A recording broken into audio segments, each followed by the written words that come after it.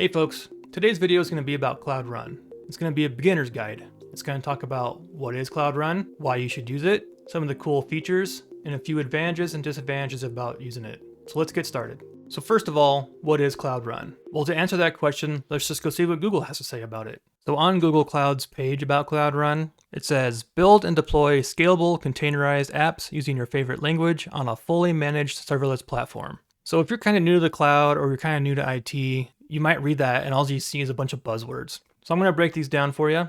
I'll actually start at the end of the sentence and work back towards the beginning. So first is serverless. Serverless just means that there is no server that you have to set up in order for your applications to run on here. So for example, if you were to run an application out of your basement or on an on-premise server farm at your work, you would have to set up a server to run that on, whether it's a Windows server, a Linux running Apache. So you don't have to actually set up a server, which means you don't have to worry about updating operating systems, patching, and all that type of stuff. Next is fully managed. So fully managed means that Google is basically going to run the entire environment around your application. They're running the servers, they're running the hardware that runs off of. They're also taking care of electricity. They're taking care of air conditioning, all of the storage, the buildings that it's in, the rent for all of those, all that stuff. They are managing everything for you. You don't have to worry about any of that. And then moving back down this sentence, containerized. Containerized applications. What does that mean? So containerized apps means that it's running inside of a Docker container. If you can run that Docker container on your computer, chances are it will run the exact same way when it's put into Google Cloud's environment and it's running up there. And then lastly is scalable. This is one of my favorite things about Google Cloud Run. And what that means is that it scales out and not up. So it's scaling horizontally and not vertically. And what that means is, let's say, for example, you're running your application on a server at your work or in your house. If your application starts to get a lot of traffic, you're going to have to make that machine more powerful. So you're going to have to increase CPU, RAM, and maybe storage on that computer. So you're taking that one machine and you're making it as powerful as you can to handle everything it needs for your application. And so in Cloud Run, it's going to scale your application out. And what that means is that since you gave it a container to run, Cloud Run is going to just make more of those. So if you're only getting a little bit of traffic, it might only need one or two containers. But if all of a sudden you get slammed with a whole bunch of requests all at once, it's going to automatically scale up more containers for you. So you can have anywhere from one container up to, I think you can have 1,000 or more containers all running at the same time. And that's pretty cool. And you can actually see that in the metrics, which I'll show off here in a little bit, of how many containers are currently active and how many containers are just sitting there waiting to be used, which is really awesome. So now let's talk about what you would use Cloud Run for. So these first two, websites and REST APIs, are handling HTTP requests. And back office administration and data transformation, those might be jobs or things that only run maybe a few times a day or like once an hour, maybe even once a week, something like that. To, for example, grab some files, massage the data a little bit, move it to a SQL Server database, or send out emails to people and stuff like that. So that's mostly what you would use it for, websites, APIs, and maybe a few short running processes that only happen on certain events or occasionally throughout the day or the week. So now let's get into why you would use Cloud Run instead of, for example, doing it yourself, putting a server in your closet, or running one through work. So one reason that you might want to use Cloud Run is pricing. Google Cloud is fairly cheap in terms of running an application, and they have a pretty generous free tier. So I'm going to go down here to their pricing section. I'm going to show you guys what this looks like. So you can get 180,000 CPU seconds per month for free. And what that means is that when someone is using your application and it is using CPU cycles, you're being billed for that time. And as your application gets used, it's going to tally up the amount of CPU time that's being used, and then that's how you're billed at the end of the month. And if my math is right, that's 50 hours that you get free every month. And if you go over that time, over 180,000 seconds, then you get billed $0.00024 per CPU second. In 1 month, if you did your free 180,000 and then you did another 180,000 on top of that, then that second 180,000 seconds would be $4.32. So you could run an application up here that's actually taking up CPU cycles for 100 hours every month, and you're paying less than $5 a month for that.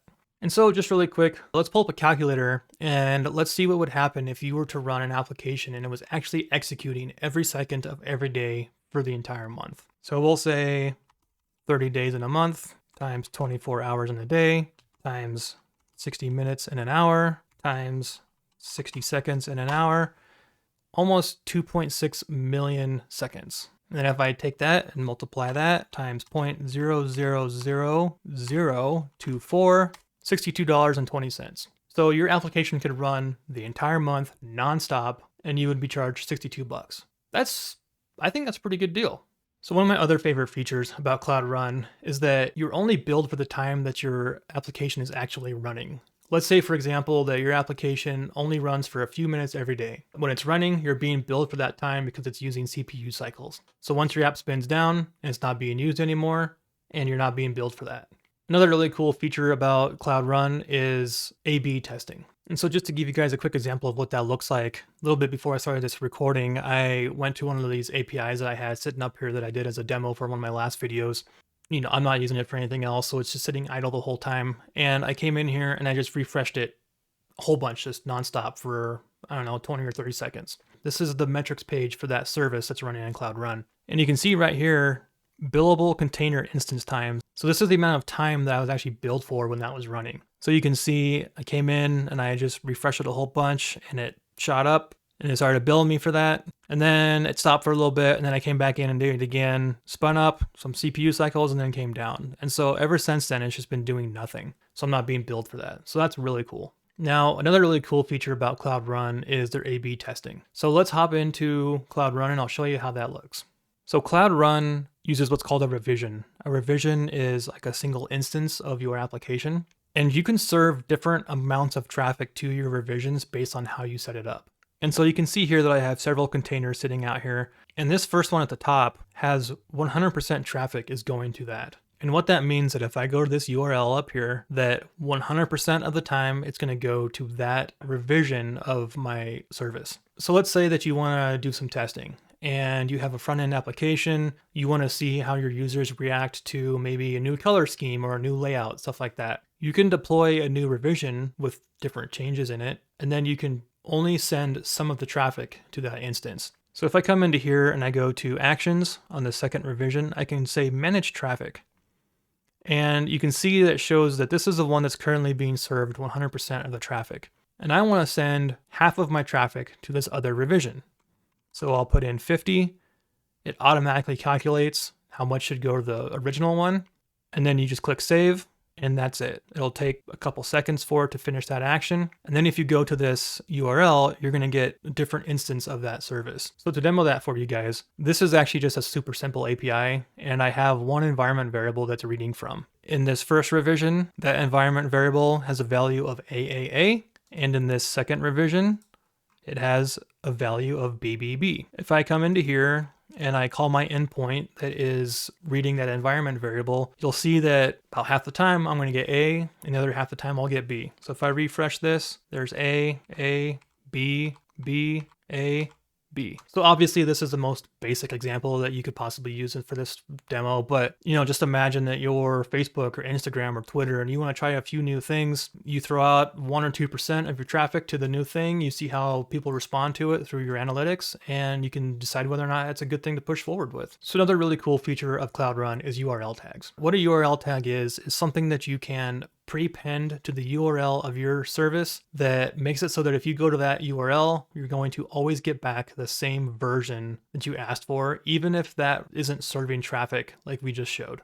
You may have noticed when I was doing that example here, I also have revision URLs on these two revisions. So I have BBB, which is the one that shows BBB, and then AAA. So if I go to the one that's AAA and I refresh this, I'm going to always get AAA. The reason this is so cool is that let's say you want to test out a new feature, but you don't want to actually serve that to the public yet. You just want to send it to friends or a few people to review it and see what they think about it. You could push this up, serve no traffic to it, but if people use this URL, they will go to it even though it's serving no traffic, and they will only get that version. So it's a really cool way to test out a couple new things. It's a great way to push out features, or if you're testing new features, if you have a test group who is reviewing stuff for you, this is a great way to do stuff like that. So one of the things I mentioned earlier was about how it will scale horizontally for you. And the way that works is it spins containers up and down. And I'll show you guys really quick on this metrics page how you can see that and why it looks so cool. Up here is the container instance count widget. And this will show you the number of containers that you have active and how many are idle. And so you can see right here, this is when I first came in a little bit before I started recording and just pushed refresh a whole bunch of times. And you can see it automatically spun up 2 containers for me. It was smart enough to go, we see you're getting some traffic, so we're gonna spin up a couple containers for you so that they can each serve traffic themselves. And then went ahead and spun up 2 containers so that one of them doesn't get bogged down. And then you can see that they stopped being used, but there were still 2 idle containers sitting here. So it didn't spin those containers down, it left them idle so that if more traffic comes in, it can be served instantaneously by those 2 containers. And then a little bit later, I came in, pushed refresh some more, and you can see, boom, those 2 idle containers became instantly active, served that traffic, and then went idle again. And then here, it didn't do anything. I wasn't using the application at all, so it kind of kept those alive, just thinking, oh, well, if you get some traffic, we'll leave these here for you. And then after a while, it said, okay, no traffic's coming in, we'll spin one down. Then after a little bit longer, it said, okay, there's no traffic coming in, we'll just go ahead and turn off all the containers. So this is really cool. Even though it wasn't serving traffic, it still had idle containers there, but you're not being billed for those containers to just be existing because they're not serving traffic, they're not using up CPU cycles. So there's a few more features. I'm not going to go really into depth on all of them. I'm just going to kind of quickly go through a couple of them. So when you use Cloud Run, they automatically give you SSL certificates. This is really nice because you don't have to worry about renewing them or paying for them or anything like that. It's all included in the service. Another thing is you can deploy it to multiple regions. Wherever you live or wherever your traffic is going to mostly be coming from, you can put it in a region probably pretty close to that. So I live in Colorado. The closest data center to me is in Iowa. So I run almost all my stuff out of US Central 1. They also have data centers on the West Coast and the East Coast, and I think there might be one down south, maybe in Texas too. One thing I will do a really quick demo on, or just kind of show you how it works, is Cloud Run makes it super easy to revert back to a previous version if you deploy something that is throwing errors, causing problems, any of that stuff. And so the way that works is you go into revisions, and I reset this back so I'm serving 100% traffic to this newest revision. Now let's say that this revision is breaking. Something's wrong with it and I need to go back to the last one. What's really cool is all you have to do is go to Actions, Manage Traffic, say 100%, save it. It'll take a few seconds and then you're back 100% traffic to that previous revision. And now you can see 100% of my traffic is going to this revision and not the one that's up here that's breaking. That is amazing. And a couple more features that are really nice about Cloud Run is that it is fully integrated with Google's logging and monitoring system. So when you run things out of Cloud Run, it logs everything. Any request that comes in, where that request came from, how long it took to serve the traffic in milliseconds, it's amazing. There's so much data there that if you look at it, it kind of just makes your head spin because there's too much there for you to think about. So it's pretty nice. If your application starts throwing errors, you can dig through the logs and you can find those errors to solve them as soon as you possibly can. So that's all the stuff that's great about Cloud Run. Is there any reason that you wouldn't use Cloud Run? Nothing's perfect and there's always a couple things to consider. So one thing to consider is that with Cloud Run, you're not running it off of like an actual server. So you don't have access to a local hard drive when your application is running. So if you need to persist data in your application, it has to live somewhere else. If you're storing, unstructured data like documents or files, then those need to go to cloud storage or something like that. If you have a backend database, the database isn't part of Cloud Run, it's a whole separate thing. So just think about that. If you're going to say, oh, I'm just going to go save this file locally and I'll grab it later, it doesn't quite work that way. One of the biggest things is something I'm actually going through right now with my job is that it's more of a learning curve to work in the cloud than it is to work on-prem. So for example, where I work now, we actually are moving slowly to Google Cloud. So before we started doing this, we've got our own data center in the office and we ran 100% of the business out of that. So, all of our apps now, we actually run them off of Windows servers we serve them through IaaS. And so with this, these Docker containers run off of Linux. So if you're not used to Linux, you got to get a little bit used to that. You have to learn Docker, you have to learn the cloud, you have to figure out how to do monitoring, deployments, building, all of that stuff. So it's all a little bit new. It does take a while to get used to it.